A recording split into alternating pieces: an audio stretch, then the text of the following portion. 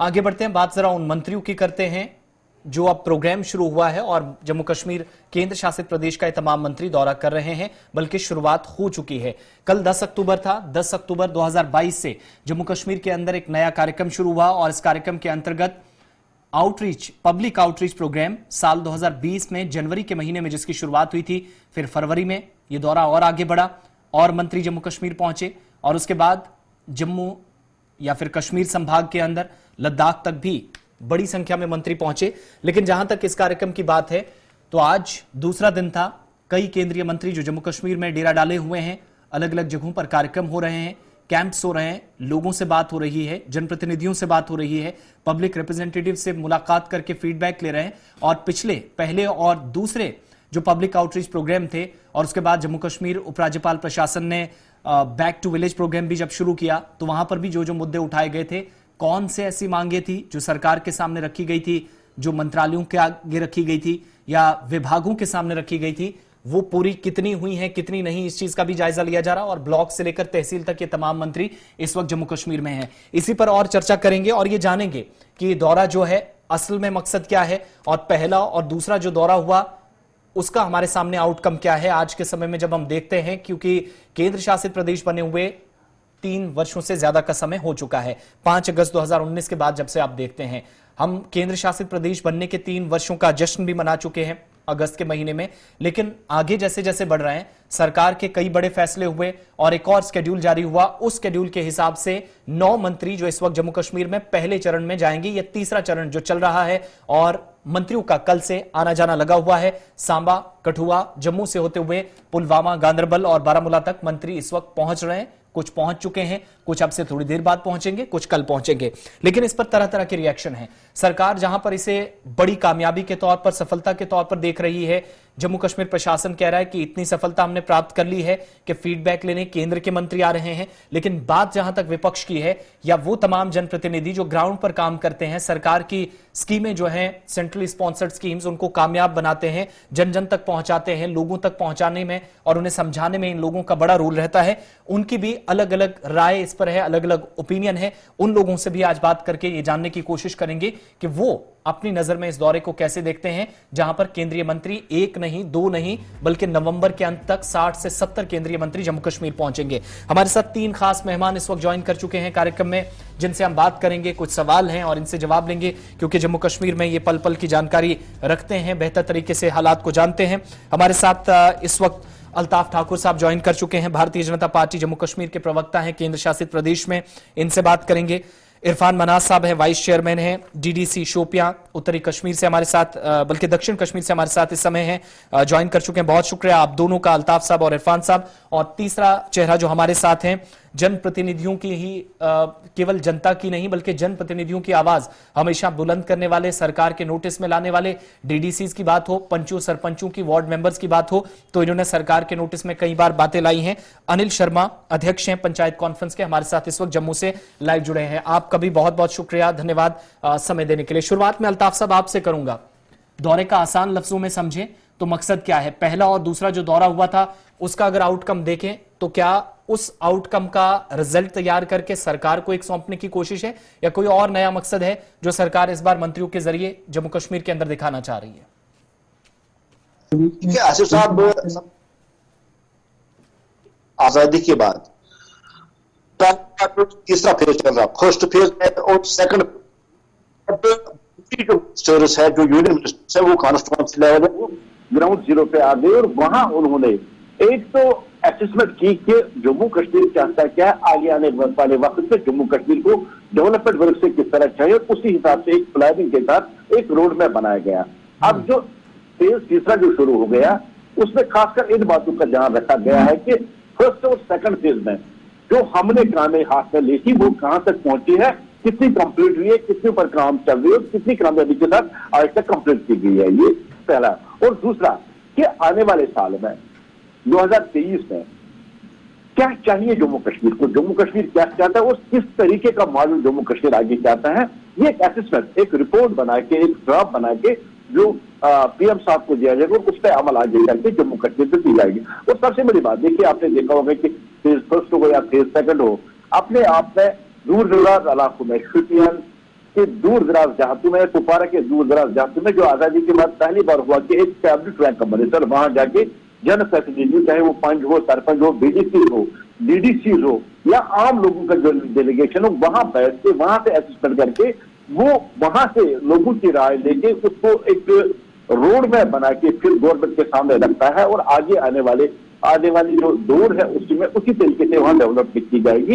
ये इस दौरे का खास मकसद है। सबसे बड़ी बात है कि आजादी के बाद पहली बार लोगों को देखना चाहिए कि जो एडमिनिस्ट्रेशन है वो उनके डोर स्टेप पे आके उनसे पूछना चाहती है, तो उनसे अल्ताफ साहब, इसके लिए हम देख रहे थे, जहां तक डोर स्टेप की गवर्नेंस की बात है या गुड गवर्नेंस की बात है, तब तो हम ये भी देखते थे कि आपके पास वहां ऑफिसर्स हैं, लोकल लेवल पर ऑफिसर्स काम करते हैं, अगर वो नहीं, उन पे भरोसा नहीं जताया जाता है। जो अपोजिशन ये भी कहती है, आप पर एक इल्जाम भी है कि ये सिर्फ एक नब्ज टटोलने की कोशिश है। अगर आपको इतना ही भरोसा डीडीसीज, बीडीसीज या पंचों सरपंचों पे था तो फिर मंत्रियों की क्या जरूरत? रिपोर्ट कार्ड तो वो भी लेफ्टिनेंट गवर्नर के जरिए सेंटर तक पहुंचा सकते थे।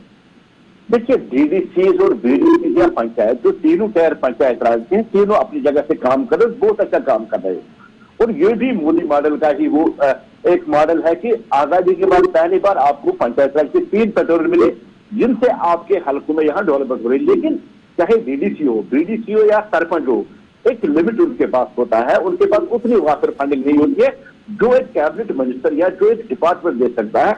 इसलिए जो मिनिस्टर जम्मू कश्मीर में लाया गया उसके पीछे मकसद है कि जम्मू कश्मीर में बहुत बड़ी जो योजनाएं, जो परियोजनाएं स्टार्ट की जाने वाली है, स्टार्ट हो रही है, उनके लिए डीडीसी या सरपंच काफी नहीं है। और सबसे बड़ी बात है, देखिए, जहां तक एडमिनिस्ट्रेशन की बात है, जम्मू कश्मीर एक वेलफेयर स्टेट है और आज यूटी है और आज ये सेंटर के जेर मातहत है और जम्मू कश्मीर के पास ऐसी साधन नहीं है कि जम्मू कश्मीर की गवर्नमेंट या जम्मू कश्मीर की इंतजामिया अपने आप से यहाँ प्रोजेक्ट तैयार कर सकती और यहाँ से वो डेवलपमेंट कर सकते। इसलिए जम्मू कश्मीर हमेशा सेंटर पर ही निर्भर रही और सेंटर की फंडिंग से ही जम्मू कश्मीर का विकास हो रहा। और मैं समझता हूँ कि जम्मू कश्मीर के लोगों की खुशकिस्मती अगर कैबिनेट रैंक का या जम्मू ऑल लेवल का कोई मिनिस्टर जम्मू कश्मीर में आके यहाँ इन्वेस्टमेंट करके यहाँ की जो डेवलपमेंट वर्क है और डेवलपमेंट वर्कों को अच्छा, ठीक है अल्ताफ साहब, बाकी 2 मेहमान भी हमारे साथ हैं, वक्त चूंकि कम है, उनसे भी मैंने जवाब लेने हैं। अनिल जी भी इंतजार करें, मैं उनसे भी जवाब लूंगा। लेकिन इरफान साहब, ये जो बता रहे हैं, चूंकि आप पब्लिक रिप्रेजेंटेटिव हैं, लोगों में जाते हैं, देखते हैं, बात सुनते हैं, इस दौरे को कैसे ऑपरेट करते हैं, कहां देखते हैं? वो कह रहे हैं कि 2022 के बाद 23 में क्या होगा, मुस्तकबिल क्या होगा, भविष्य क्या होगा, वो सारी चीजें पहचानने के लिए यहां से एक जो है वो रास्ता बनाने की कोशिश है।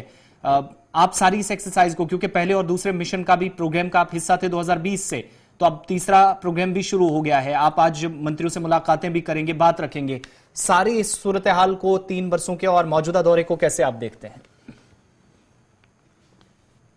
साहब, सबसे पहले तो मैं ये बताता चलूं कि जब भी कोई काम किसी भी दिशा में हो और अगर वो एक पॉजिटिव नियत के साथ किया जाए तो उसका हर इंसान को वेलकम करना चाहिए।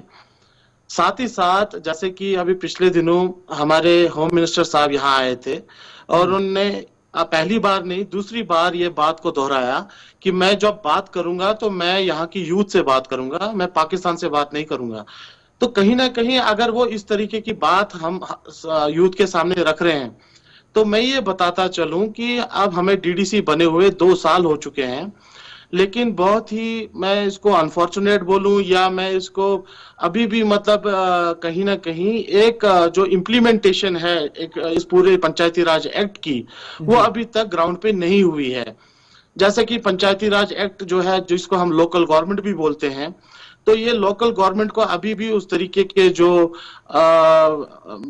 प्रोटोकॉल्स या जो एक जुरिस्डिक्शन या साथ में जो उनको एक पावर्स दिए जाने चाहिए थे डिस्ट्रिक्ट चलाने के लिए, वो अभी तक इम्प्लीमेंट नहीं हुए हैं। वो ये आप यहाँ से अंदाजा लगा सकते हैं कि हमने 2 साल में क्या पाया है।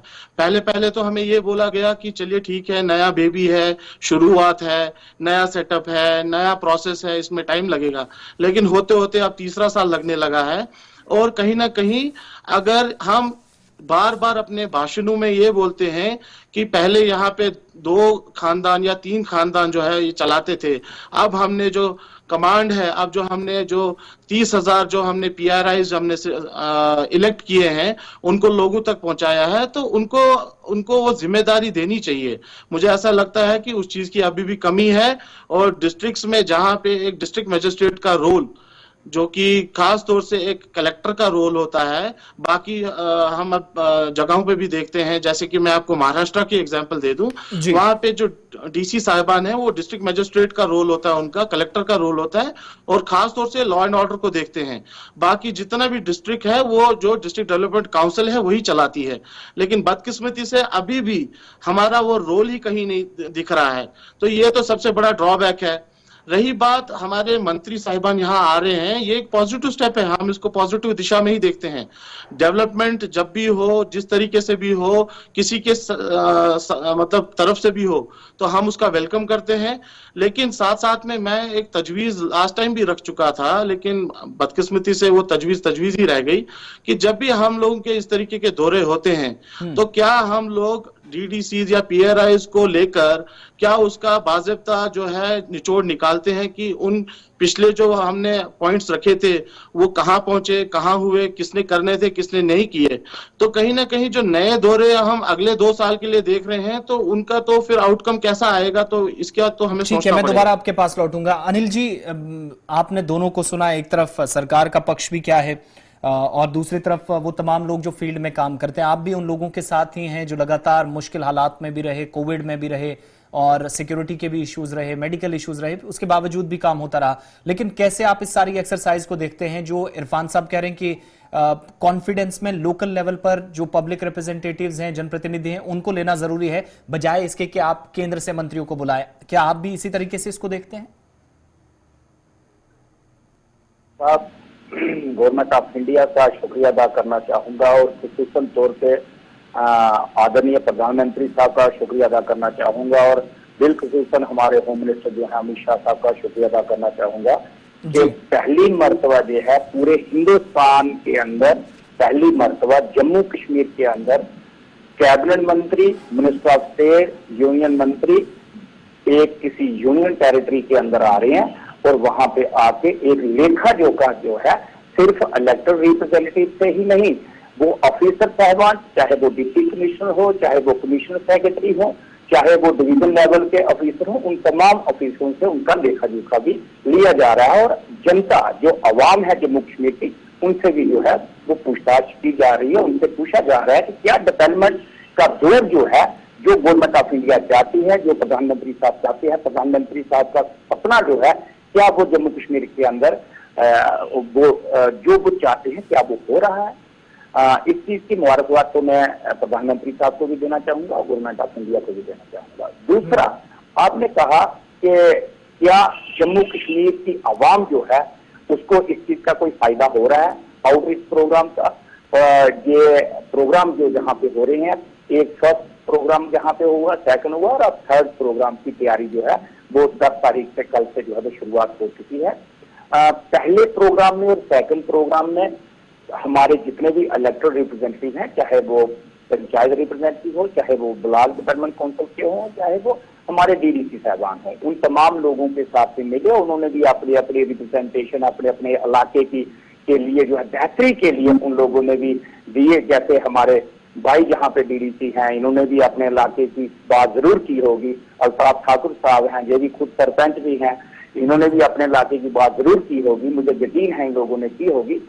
अब all Jammu and Kashmir panchayat conference एक अध्यक्ष होने के नाते हमारी गुजारिश ये थी उन हमारे मंत्री साहबान जो जहाँ पे आ रहे हैं कि आप एक रिव्यू भी कीजिए कि कम से कम उस चीज का आउटकम जो है वो निकलना चाहिए। रिव्यू कीजिए कि फर्स्ट टाइम आप जहाँ पे आए, सेकंड टाइम आप जहाँ पे आए, उसमें निचोड़ क्या निकला। देखिए, प्रधानमंत्री साहब की सोच बिल्कुल पॉजिटिव है, गृह मंत्री जी की सोच वही बात है ना अनिल जी। मैं कॉन्फिडेंस की बात इसलिए कर रहा था क्योंकि मेरी जो समझ में आपकी बात आई है कि आप पहला प्रोग्राम भी हुआ जनवरी 2020 में, 21 में दूसरा हुआ, फिर जाकर कोविड के बावजूद कोशिशें हुई, सारी चीजें, बीच में बैक टू विलेज प्रोग्राम सारे करवाए गए, लेकिन आउटकम इसका क्या आ रहा है? नाराजगी तो पहले और दूसरे से भी है ना, तीसरा तो अपनी जगह जो शुरू हो चुका है। देखिए आशीष साहब, ऐसा है कि हमने बाहर भी जाकर देखा है, महाराष्ट्र के अंदर, केरला के अंदर जाके, हिमाचल में, उत्तराखंड में, हर जगह पे हम लोगों ने, हम सरकार की तरफ से गए हैं, वहां पे हमने देखा है पंचायती राज इंस्टीट्यूशन। लेकिन वहां पे इंस्टीट्यूशन किसी जगह पे 60 साल पुराना है, किसी जगह पे 50 साल पुराना है, किसी जगह पे 40 साल पुराना है, किसी जगह पे 30 साल या 20 साल पुराना है। ये अभी हमारा जहां जम्मू कश्मीर के अंदर 3 टायर सिस्टम बने हुए, अभी 3 ही साल हुए हैं, 3 भी नहीं, मैं कहूंगा तीसरा टीयर तो अभी 2 साल भी कंप्लीट नहीं हुए। तो इसलिए जो हमारे ऑफिसर साहबान जम्मू कश्मीर के अंदर है जी, जो डिवीजन लेवल के ऑफिसर हैं, जो डिस्ट्रिक्ट लेवल के ऑफिसर हैं, इन ऑफिसरों के अंदर बहुत सी कमियां आज भी हैं। इनको बहुत सी दिक्कतें होती हैं। जब हमारे डीडीसी साहबान इनके पास जाते हैं, कोई काम बताते हैं, तो इनको बड़ी मुश्किलातें होती हैं। ये समझते हैं कि ये पीआरआई के इलेक्टेड रिप्रेजेंटेटिव हैं, इनको हम नजरअंदाज करने की कोशिश जो है वो की जाती है। इसी वजह से जो है गवर्नमेंट ऑफ इंडिया की तरफ से जहां पे जो केंद्रीय मंत्री आ रहे हैं, ताकि लोगों से भी जो है वो पूछा जाए, इलेक्टेड रिप्रेजेंटेटिव से भी पूछा जाए, और ऑफिसर साहबान से भी जो है उनसे भी पूछा जाए, उनको जो है डायरेक्शन दी जाए। अच्छा ठीक है, मैं आप ही की बात फॉरवर्ड कर रहा हूं अल्ताफ साहब से। अल्ताफ साहब, चूंकि आप खुद सरपंच भी हैं, लोगों में भी रहते हैं और एक पार्टी के प्रवक्ता भी हैं, बड़ी पार्टी मुल्क की ही नहीं बल्कि दुनिया की, ये जो अनिल जी कह रहे थे कि अफसरान में कमियां हैं, हमारे नोटिस में ऐसी भी चीजें हैं, आप तो ग्राउंड पे आप ज्यादा बेहतर तरीके से जवाब दे सकते हैं कि जिन जवाबदेही जिन अफसरान की होनी चाहिए, रिपोर्ट तो चली जाती है गृह मंत्रालय के पास हो या फिर पीएमओ के पास रिपोर्ट चली जाती है, लेकिन कार्रवाई ना होना इसका जिंदा सबूत यह है किसी दोषी के खिलाफ, किसी अफसर के खिलाफ, क्योंकि कमियां आज भी हैं जो अनिल जी भी बता रहे हैं, जिसकी पुष्टि कर रहे हैं, तो फिर उन लोगों से जवाब क्यों नहीं मांगा जाता? वाकई में आपको लगता है कि इस एंड पर अभी भी बहुत सारी कमियां हैं कि अगर कोई अफसर काम नहीं करता तो फौरी तौर पर उसके खिलाफ विद इन 24 आवर्स कार्रवाई भी हो रिपोर्ट पेश करने के बाद?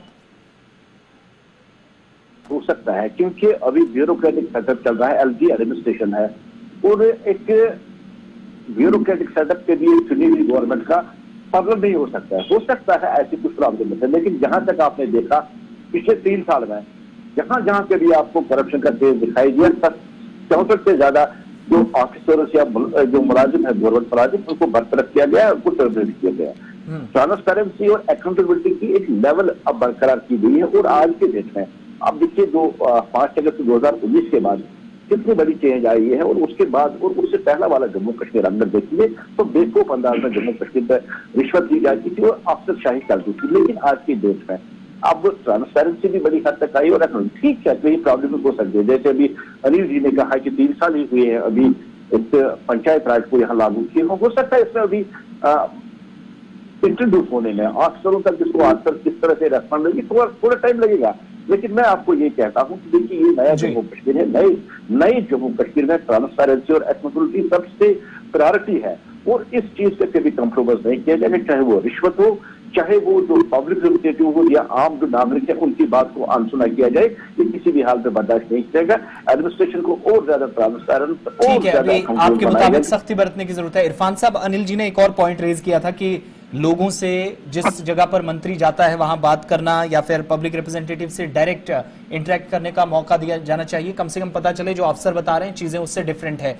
इस बार का जब प्लान बना है तो आपसे कोई बात हुई है क्या? आप भी इस प्लान का हिस्सा हैं? क्योंकि हमारी जानकारी के मुताबिक जो पहला शेड्यूल है 9 मंत्री जिसमें है, ये तहसील और ब्लॉक्स तक जाएंगे, उन एरियाज के अंदर जहां पर आपने वोट लिया है, आज के वक्त में आप काम करते हैं। तो क्या इन मुलाकातों का हिस्सा आप भी प्रायोरिटी बेसिस पर हैं या सिर्फ और सिर्फ एडमिनिस्ट्रेटिव पार्ट पर तैयारियां हैं डिस्ट्रिक्ट एडमिनिस्ट्रेशन की तरफ से? देखिए, मैं आपको एक बात बताऊं, बदकिस्मती की बात यह है कि जैसा कि आप बता रहे हैं कि आपके पास ये डिटेल्स हैं, तो अनफॉर्चुनेटली हमारे पास तो ऐसी कोई डिटेल्स नहीं है। और मुझे पूरी उम्मीद है आप किसी को भी अभी लाइव फोन करें, किसी भी डीडीसी को, किसी भी डिस्ट्रिक्ट के डीडीसी को कॉल करके पूछ लें आप लाइव कि क्या आपको प्लान पता है, तो वो बोलेंगे नहीं पता है। यही तो कमजोरियां हैं, इन्हीं कमजोरियों को दूर करना है। मैं आपको पहले ही बोल चुका हूं कि कोई भी चीज अगर पॉजिटिव वे में शुरुआत की गई हो, जैसे कि ये डीडीसी इलेक्शंस, ये आप देखिए एक बहुत बड़ी मतलब एक कामयाबी है कि 70 साल के बाद डीडीसी इलेक्शंस हुए और यहाँ पे जो लोकल गवर्नमेंट है उसको खड़ा किया गया ताकि ग्रास रूट तक लोग जो हैं उसका फायदा उठा सकें। तो लेकिन कहीं ना कहीं अभी जैसे ये अभी प्रोग्राम है, जितने भी हमारे 60-70 मंत्री आ रहे हैं, तो ये 60-70 मंत्री कहाँ आ रहे हैं, कब आ रहे हैं, इनका जो प्रोग्राम है या जो एजेंडा है, कम से कम अगर ये भी काउंसिल के साथ शेयर किया गया होता डिस्ट्रिक्ट लेवल पे, तो मतलब इन हैंड, तो बहुत फायदा होता। क्योंकि हम लोग अपने लोगों से ग्राउंड पे जाके ये पूछते कि हाँ जी मंत्री साहब आ रहे हैं फलाने डिपार्टमेंट के, तो हम आपके क्या मुतालबात हैं वो भी हम उनके सामने रखेंगे। लेकिन आप 11th आवर पे आपको पता चले तो वो बहुत ही एक अजीब सी सिचुएशन हो जाती है। साथ ही साथ जैसे कि अपने अनिल भाई बोल रहे थे कि नया सेटअप है, जैसे कि मेरे अल्ताफ भाई बोल रहे थे नया सेटअप है, मैं बिल्कुल इनसे सहमत हूं कि नया सेटअप है। लेकिन आप नए सेटअप को भी 2 साल हो चुके हैं, इन 2 साल के बाद भी जो ऑर्डर्स अभी तक निकले हैं पिछले 2 साल में, अगर वही इंप्लीमेंट नहीं हो रहे हैं तो आगे जाके क्या इंप्लीमेंट होगा। तो मेरा इतना ही कहना है कि जो आपने प्रधानमंत्री साहब ने, गृह मंत्री साहब ने on the floor of the house बोला आप इसका मतलब करेंगे कि ये जो है मुश्किल बातें तक पहुंचेंगे, लेकिन ये हमारी गुजारिश है कि ये पूरा हो जाए। ठीक है, मैं दोबारा आपके पास लौटूंगा, आवाज थोड़ी सी आपकी ब्रेक हो रही है। अनिल जी, आप इस बात से सहमत हैं कि बात काउंसिल से नहीं होती या मेंबर्स से बात इस तरीके से नहीं होती? क्योंकि मैं प्लान की बात कर रहा था, तो जाहिर सी बात है सिर्फ एडमिनिस्ट्रेटिव पार्ट पर अगर तैयारियां हैं तो फिर थोड़ी सी कहीं ना कहीं अनफॉर्चुनेट भी है। मंत्रियों के दौरे के बीच जो लोकल लेवल पर काम करने वाले लोग हैं, आपके पंचायत कॉन्फ्रेंस हैं, ये कश्मीर संभाग में क्या है वो एक तस्वीर इरफान साहब बता रहे थे। लेकिन आपको क्या लगता है कितना बड़ा रोल इस वक्त मंत्रियों के दौरों के साथ साथ इन दौरों को कामयाब बनाने से पहले कामकाज या जो परियोजनाएं सरकार के हाथ में है, केंद्र सरकार की जितनी परियोजनाएं हैं लोगों तक पहुंचाने में, उसका एक इंपॉर्टेंट रोल या एक इंपॉर्टेंट पहलू आपको नजर आता है कि जनप्रतिनिधियों का इस समय है और वाकई में सुनी जा रही है? आसिफ साहब, मैं आपसे 1-2 चीजें जरूर कहूंगा। इरफान साहब को भी बताना चाहूंगा, ठाकुर साहब को भी बताना चाहूंगा। वो इसलिए कि मुझे नहीं पता कि पहले पंचायती राज इंस्टीट्यूशन में थे या नहीं थे। इस वक्त तो मुझे पता है इरफान साहब डीडीसी हैं और ठाकुर साहब जो है भारतीय जनता पार्टी के प्रवक्ता भी है और एक सरपंच भी है इलेक्टेड। 2001 की मैं आपके साथ बात शेयर करना चाहूंगा। 2001 में जब पंचायत इलेक्शन हुए थे, तब एक सरपंच साहबान जो हमारे थे वो पंचायत सेक्रेटरी का झोला पकड़ के चलते थे। ये हालात थे जम्मू कश्मीर के अंदर, पेंशनों की कोई बात नहीं पूछता था। लेकिन आज जम्मू एंड कश्मीर पंचायत कॉन्फ्रेंस में हम लोगों ने स्ट्रगल की, 2009 से लेके अब तक हम लोग स्ट्रगल कर रहे हैं। आज की तारीख में सरपंच जो है उसको नमस्ते करता है पंचायत सेक्रेटरी। आज की तारीख में ऑफिसर जो है वो सरपंच की बात सुनते हैं। ये पॉजिटिविटी हुई है और लोगों ने जो है पंचायती राज इंस्टीट्यूशन की तरफ रुख किया है। इरफान साहब जैसे नौजवान शोपियान डिस्ट्रिक्ट से, इन्होंने हिस्सा लिया डीडीसी इलेक्शन के अंदर। अल्ताफ ठाकुर जैसे लोग, ये होनहार लोग कश्मीर घाटी के अंदर, इन्होंने बैनर का साथ दिया, बुलेट का साथ लोगों ने छोड़ा। और नौजवान लोग जो है पंचायती राज इंस्टीट्यूशन के अंदर आए हैं।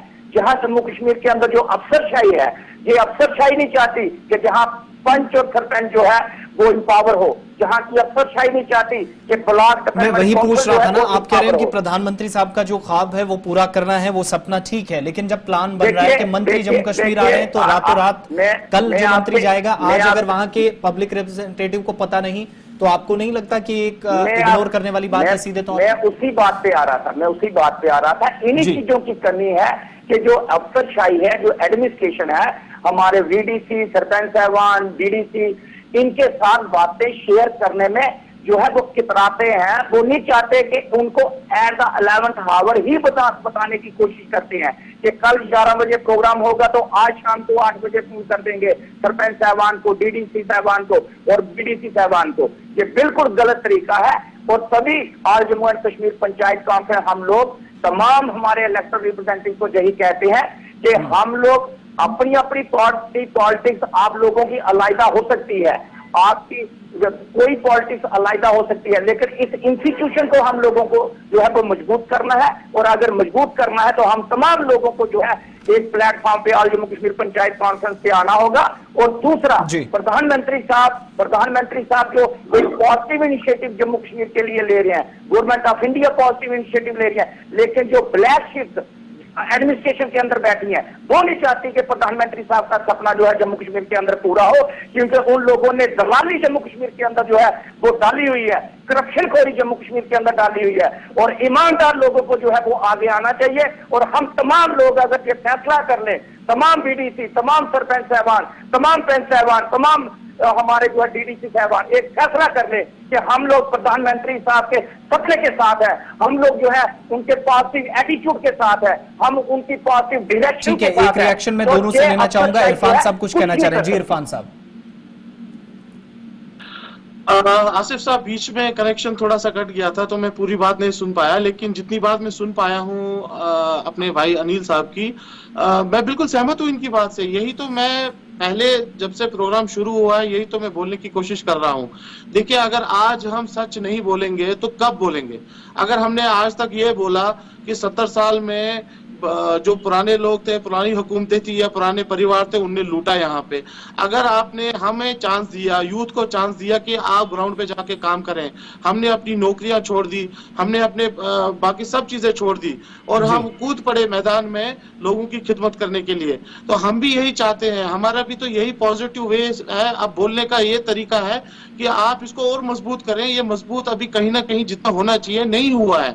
और कहीं ना कहीं बात बिल्कुल अनिल साहब की ठीक है कि प्रधानमंत्री साहब भी चाहते हैं, होम मिनिस्टर साहब भी चाहते हैं, तो कहीं जब नीचे लेवल पे जो बातें आती हैं तो वहां पे इंप्लीमेंट नहीं होती है।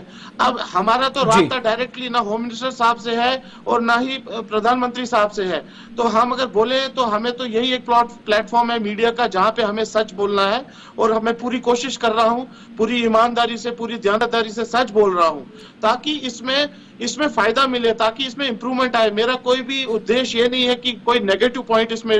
ठीक है, मैं अल्ताफ साहब से आप दोनों की बात कंक्लूड करके एक लास्ट पॉइंट में उनसे जवाब जिस पर लेना चाहूंगा। अल्ताफ साहब दोनों कह रहे हैं कि कुछ ऐसे लोग हैं, इनके पास एक ऑप्शन रहता है पब्लिक रिप्रेजेंटेटिव्स के पास कि आप अपने सीनियर ऑफिशियल या डिपार्टमेंट के जो ऑफिशियल्स हैं उनके पास अपनी बात रखिए, लेकिन वो आगे मानते नहीं है। बाकी सब चीजें ठीक है, आप खुद भी सरपंच है, एक बड़े एरिया को, एक सेंसिटिव एरिया को रिप्रेजेंट करते रहे, आज के वक्त में बहुत हद तक काम भी आपने किया है, ऐसा नहीं है। लेकिन ये चीज जरूर है कि आपने जाती तौर पर भी शिकायत की होगी, लेफ्टिनेंट गवर्नर तक बात पहुंचाई होगी, सेंटर तक बात पहुंचाई होगी, कितनी कार्रवाई होती है और आज क्या यकीन दिलाएंगे इन दोनों लोगों को, क्योंकि आप एक बड़ी उस पार्टी से हैं जो बार बार दावा कर रही है कि हमने ग्राउंड लेवल पर चीजें मजबूत की हैं, सिस्टम को स्ट्रीमलाइन किया है। आज आपको यह कहकर जाना होगा कि जिन लोगों को कसूरवार ठहराया जाएगा, अगली जब रिपोर्ट दिल्ली में आएगी तो उन लोगों के खिलाफ डंडा भी चलेगा फिर जम्मू कश्मीर में। देखिए इरफान साहब, आज की जो मजिस्ट्रेट जो तीसरा फेज है, जो आज तीसरा टूर है, उसमें खासकर इस बात पे जोर दिया गया जितने भी हमारे पब्लिक रिप्रेजेंटेटिव्स हैं, चाहे वो डीडीसी की शक्ल में हो, बीडीसी की शक्ल में, जो सरपंच हो, उनके साथ मीटिंग। और मेरे पास में इस वक्त शेड्यूल है मिनिस्टर्स की विजिट का, शेड्यूल मेरे पास इस वक्त है। उसमें भी कल शुटियन भी जो मंत्री जा रहे हैं और वहां भी उन्होंने खासकर डीडीसी और डीडीसी के साथ और सरपंच के साथ बैठना, उसमें इस बात का खास ध्यान रखा गया है कि जो थ्री टायर पंचायत राज सिस्टम मोदी जी का सपना था, जो उन्होंने यहाँ सपना सच करके एक हकीकत बनाया, वो चाहते हैं कि जम्मू कश्मीर की तरक्की हो, वो इससे तरक्की हो।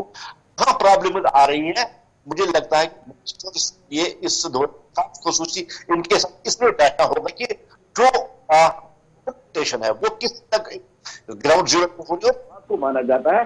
लेकिन मैं पहले भी कह चुका हूं, कुछ प्रॉब्लम है, मैं इनकार नहीं कर सकता हूं, क्योंकि अभी एक इलेक्टेड गवर्नमेंट नहीं है। इलेक्टेड गवर्नमेंट ही सबसे बड़ी रिप्रेजेंटेटिव होती है लोगों की, और इस बात को भी तस्लीम करता है कि अभी कुछ ऐसी प्रॉब्लम आ रही है, क्योंकि पंचायत राज नया आया, उसमें कुछ प्रॉब्लम आई है। लेकिन मैं आपको यकीन के साथ और वसूख के साथ ये कह दूंगा, जो भी अफसरान ऐसी हरकतें कर देंगी या जो भी मुलावत होगी, जो इनको अनदेखी कर रही होगी या जो जम्मू कश्मीर की तरक्की की राह में रोड़े खड़ रहे, उनके खिलाफ कार्रवाई जरूर। ठीक है, अच्छा, दोनों ने हाथ खड़ा किया है, 10 सेकंड 15-15 में दोनों जवाब दीजिएगा जल्दी से। पहले इरफान साहब आप। आसिफ साहब, मैंने हाथ इसलिए खड़ा किया है क्योंकि देखिए मुझे बड़ी खुशी हो रही है कि हमारे जो भाई हैं अल्ताफ साहब, क्योंकि बीजेपी से हैं तो इनके पास शेड्यूल भी पहुंच चुका है, इनके पास प्रोग्राम भी आ चुका है, इनके पास सब कुछ जो है इन हैंड है। तो अब आप खुद ही सोचें, मैं चुना हुआ नुमाइंदा हूं, मैं कोई सिलेक्टेड नहीं, इलेक्टेड मेंबर हूं, और वो भी वाइस चेयरमैन हूं एक डिस्ट्रिक्ट का, शोपियान का। मेरे पास है ही नहीं।